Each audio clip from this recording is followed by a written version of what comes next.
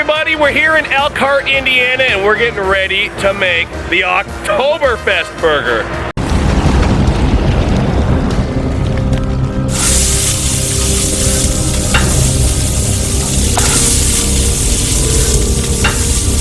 These Oktoberfest burgers are perfect for the fall, for the Oktoberfest season. Fire up that Blackstone Griddle and get it on high heat. A little bit of olive oil and then an Angus burger patty. We're gonna season that with salt, pepper, garlic.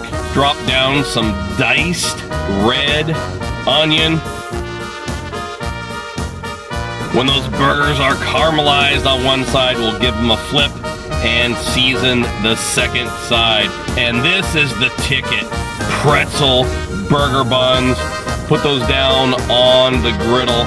We want to toast them to perfection. These are Oktoberfest burgers, so we're going to put a slice of Munster down. We're going to top that with our sauteed onions. Let's plate it up. A little bit of stone ground mustard, some fresh arugula, the patty, and we're going to top it off with sauerkraut. Oh my goodness, take a look at that. Let's give it a try.